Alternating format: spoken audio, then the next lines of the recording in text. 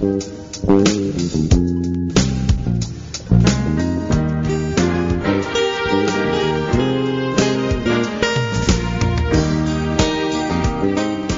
bonjour chers tous et chères toutes. Bienvenue encore une fois dans cette nouvelle émission d'Alléluia Monde TV. Nous voulons encore nous entretenir sur les actualités de la vie, nos vécus de tous les jours. Ce qui a poussé les organisateurs à nous envoyer le thème « La cité face à la technologie de la nouvelle ère ». Oui, c'est le thème qui va meubler cette réflexion durant un moment. Merci de nous suivre et merci de nous suivre jusqu'à la fin. Et nous ne détenons pas la connaissance, mais nous voulons réfléchir, nous voulons ressortir ce que nous ressentons face à la nouvelle technologie. Qu'est-ce que la nouvelle technologie, ou bien quelles sont les technologies de cette nouvelle ère? Hier, après la Deuxième Guerre mondiale, on nous parlait de la troisième révolution industrielle. Est-ce que la troisième révolution industrielle est encore d'actualité? Point d'interrogation. Je pourrais seulement dire qu'aujourd'hui, nous nous tournons vers une nouvelle révolution. Dans la troisième révolution, on nous disait que le monde est devenu un village planétaire parce qu'il y a des méthodes de la communication très efficaces, mais aujourd'hui, la vitesse a quintuplé. Comment vivons-nous ces nouvelles technologies? Hier n'a pas changé, aujourd'hui n'a pas changé, les réalités demeurent plus ou moins les mêmes. Mais qu'est-ce qu'une technologie?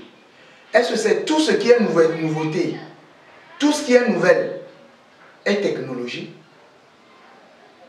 Je ne pense pas. Quand nous parlons de technologie, nous sommes dans la technique. Dans une précision de technique, d'application, d'une pratique donnée. Du point de vue intellectuel jusqu'à la mécanique. Les nouvelles technologies d'aujourd'hui ont poussé le monde très haut. L'Afrique n'en est pas épargnée. Nous sommes des Africains. Après tout, nous devons revenir chez nous. L'Afrique subit également l'influence de ces nouvelles technologies. Quand nous parlons de technologie, nous parlons des data centers, nous parlons de la robotique, nous parlons de l'avènement de l'intelligence artificielle, et ainsi on nous a été. Mais notre cité arrive à évoluer dans la dimension de ces technologies. Nous arrivons à tirer profit de ces technologies. Parce que quand nous parlons de technologie, nous parlons d'évolution, d'augmentation de productivité. Parce que sans la productivité, la technologie serait vaine. Quel est l'apport de la nouvelle technologie dans nos vécus quotidiens? Est-ce que nos vécus quotidiens révèlent vraiment que nous vivons une nouvelle ère dans la technologie? Point d'interrogation. Voilà des questions qui vont meubler ces réflexions. Et vos apports seront les bienvenus dans cette émission.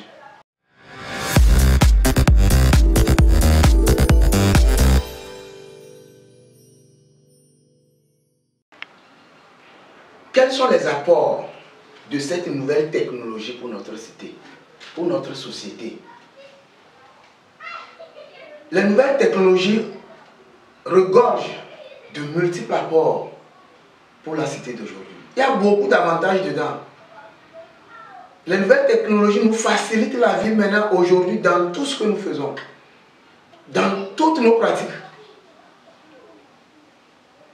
Dans les entreprises, la technologie nous facilite. Déjà, l'ordinateur ne nous permet plus de faire les activités, les travaux de manière manuscrite. On saisit tout. Et aujourd'hui, on n'a plus besoin de saisir forcément au doigt, même avec le vocal.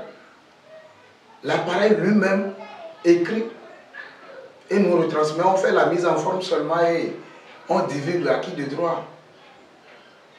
Aujourd'hui, la robotique a évolué. Il y a des actions mécaniques qu'exercent les robots dans les entreprises.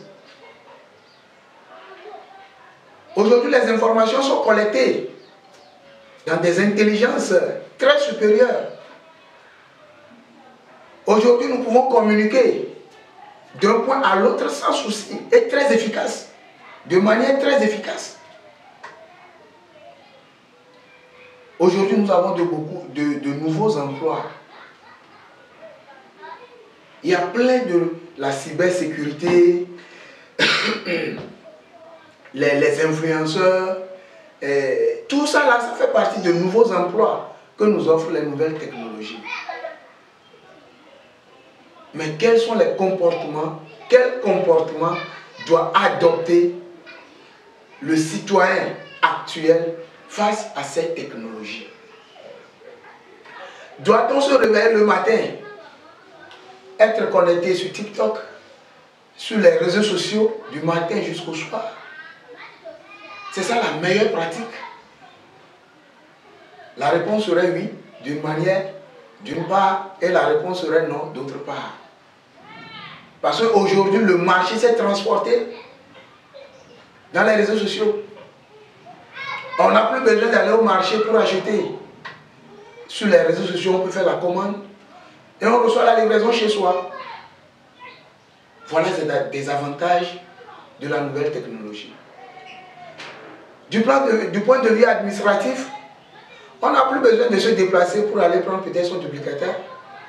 On n'a plus besoin de se déplacer pour aller prendre son casier. Il suffit de commander. On te livre ton document. Tu dois rendre de l'argent à quelqu'un. Tu n'as pas besoin de te déplacer pour aller le faire encore. Il suffit de rester chez toi. T-Money, Move et consorts sont là. Les mobile money, tout. Tu envoies ton argent. La personne réceptionne et te dit, ok, l'argent est venu. Mais tous ces avantages nous procurent immédiatement en amont des inconvénients. Je prends l'exemple en premier lieu de la cybercriminalité. Aujourd'hui, les gens se cachent derrière les ordinateurs et volent la société, et volent la cité, et volent le citoyen lambda qui ne maîtrise pas encore l'utilisation des réseaux sociaux. Nous ne sommes plus en sécurité sur les réseaux sociaux, en fait. La sécurité n'est pas à 100%, en fait. Nous devons le savoir. Il y a des informations que nous ne devons pas livrer sur les réseaux sociaux. Ce qui nous renvoie immédiatement à la dépravation des mœurs sur les réseaux sociaux de nos jours. Oui. La dépravation des mœurs sur les réseaux sociaux. À quoi me sert un réseau social? Est-ce que j'ai le droit de visiter les réseaux sociaux? Oui. En tant que citoyen mature, oui. Disséquant le bien du mal, oui. Je peux me rendre sur les réseaux sociaux. Ça fait partie des actualités de tous les jours. Ça nous donne les informations à la seconde près. J'ai le droit d'avoir ces informations. J'ai le droit de me connecter à l'univers par les réseaux sociaux. Mais est-il le lieu de déverser ma nudité? Est-il le lieu de déverser mes secrets? Les influenceurs ont besoin de la visibilité. Mais qu'est-ce qui doit nous procurer la visibilité?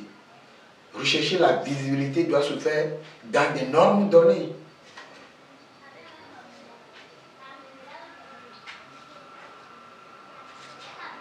Doit-on corrompre les mœurs? Doit-on corrompre les habitudes de tous les jours? Les habitudes de notre cité, de notre société, au profit de la visibilité.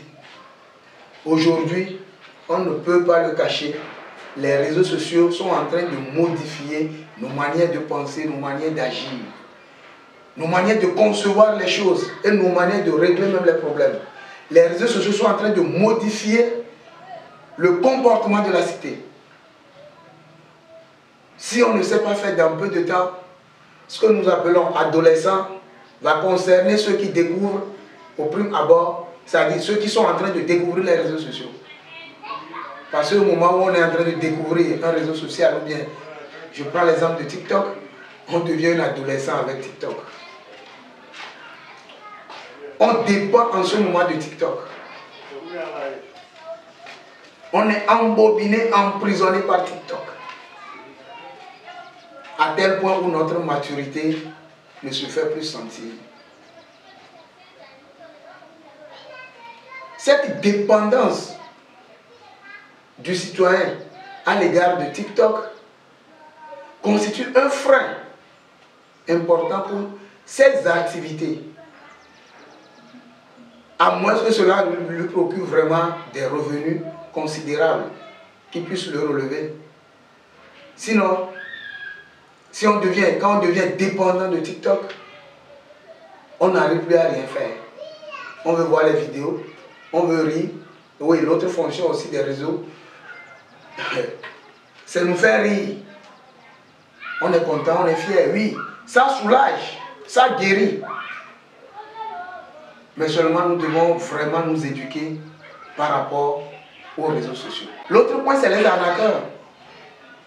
Ah, parce qu'aujourd'hui, en fait, les choses ont évolué. Et on est emporté par le gain facile.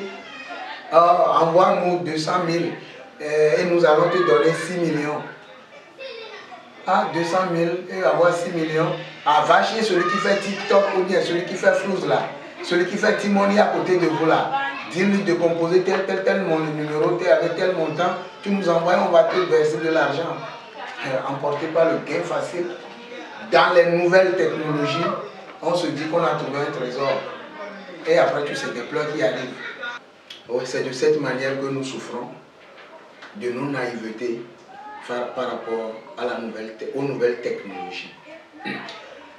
L'autre aspect de la nouvelle technologie, au fait, plus nous parlons de la nouvelle technologie, on rentre plus dans l'éthique.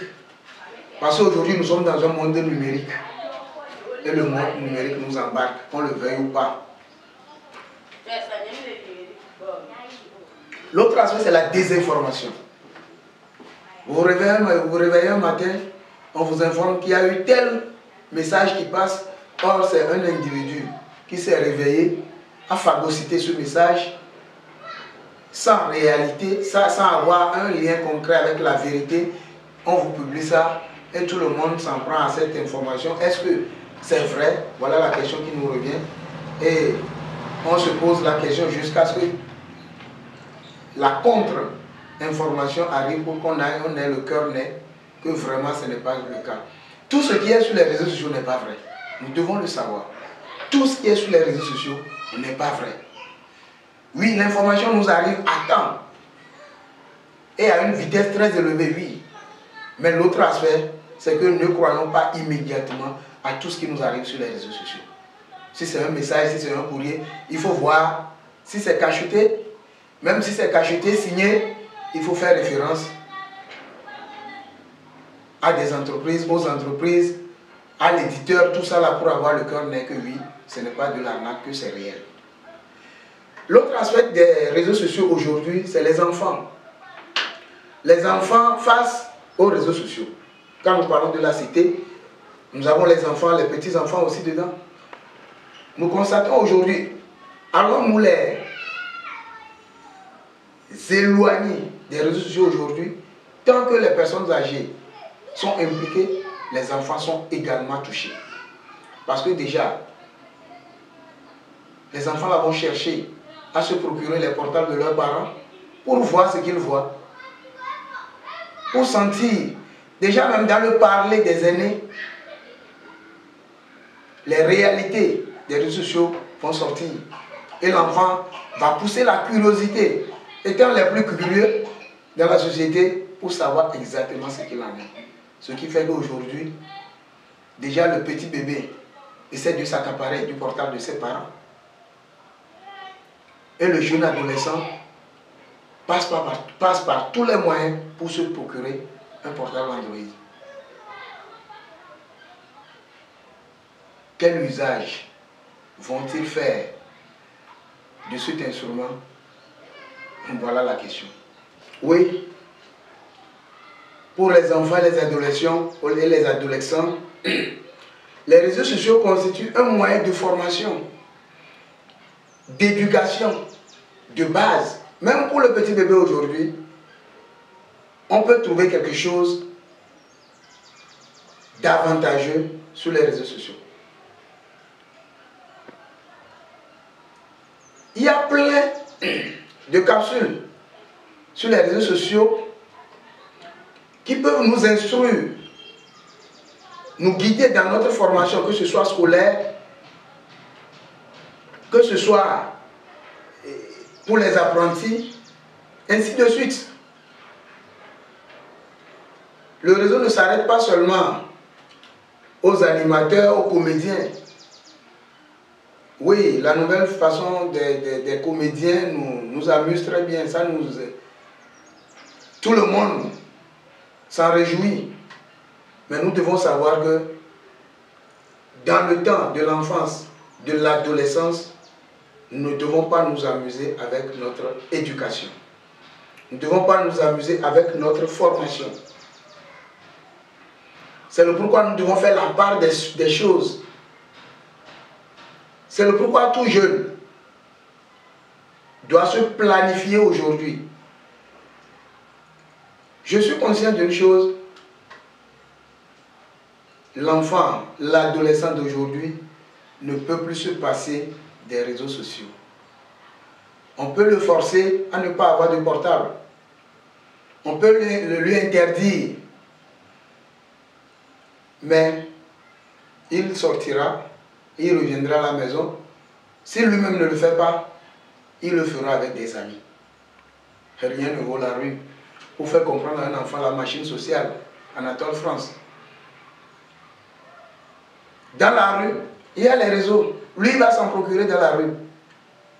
Et en ce moment, il n'y a plus d'orientation. Il n'y a pas de guide. Il n'y a pas d'aîné. C'est entre eux jeunes. Ils vont voir ce qu'il ne faut pas voir.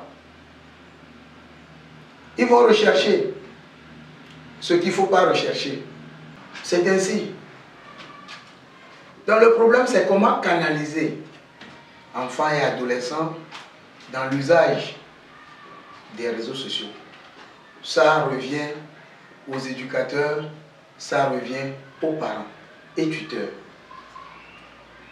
C'est le plus grand rôle qu'ils peuvent jouer aujourd'hui dans l'éducation de leurs enfants. Comment se planifier, comment s'organiser, même s'il faut aller sur les réseaux sociaux, quoi chercher. Les réseaux sociaux doivent être source de productivité pour l'homme et non seulement source de distraction.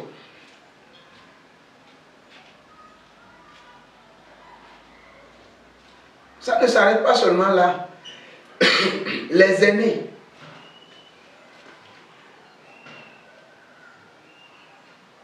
les jeunes découvrent mieux, les jeunes maîtrisent mieux les réseaux que les anciens.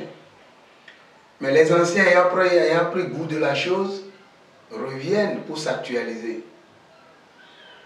Et les anciens sont aussi dépendants, comme les jeunes. On est au travail, on se focalise plus sur TikTok, sur Instagram, que sur le travail à faire. L'homme doit se programmer, l'homme doit s'organiser. Au haut niveau de l'État, Ce sont eux qui déterminent la politique à faire. Ce sont eux qui nous orientent dans le numérique aussi. Tout le monde peut voir tout sur les réseaux sociaux. Tout le monde peut déverser tout sur les réseaux sociaux. Tout le monde peut tout publier sur les réseaux sociaux. Les normes sont là. Les décrets, les décisions, les lois sortent pour restreindre les libertés, pour réorganiser le domaine. Bien sûr que ça nous est arrivé à tous ainsi, mais aujourd'hui quand même, on a des orientations pour interpeller en cas de vice par rapport aux réseaux sociaux.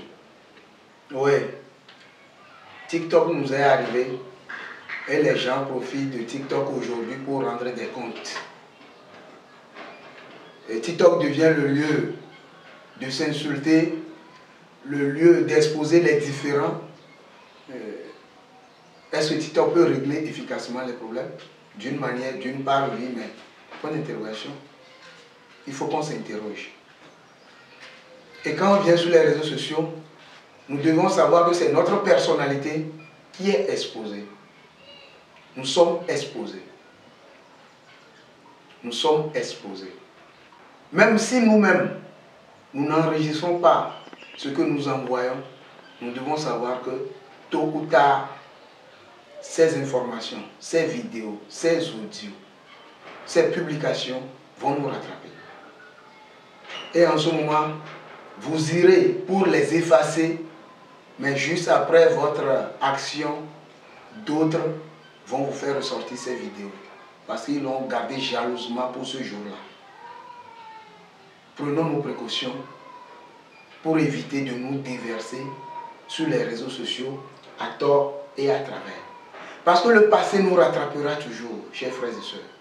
Le passé, ça va nous rattraper. L'acte que nous posons aujourd'hui sur les réseaux sociaux, on va nous le faire revenir demain. Nous allons dire peut-être que oh, c'est quand j'étais jeune. Mais c'est ce que vous étiez, ce que vous faisiez quand vous étiez jeune qui détermine votre présent. Profitons des réseaux sociaux, des nouvelles technologies pour accentuer notre formation, pour accentuer notre éducation, pour rendre meilleures nos pratiques. Parce que tout ça là se retrouve sur les réseaux sociaux. C'est une affaire de choix. C'est une affaire d'orientation. C'est une affaire de maturité, de volonté. Orientons-nous dans le bon sens. Avec les réseaux sociaux, l'action est là en permanence. Depuis la maison, tu peux poser des actes. Mais posons des actes productifs. Posons des actes productifs. Si nous devons poser un acte sur un réseau social et nous-mêmes, nous sommes conscients que ça va rien nous produire, ça ne va rien apporter à notre personne,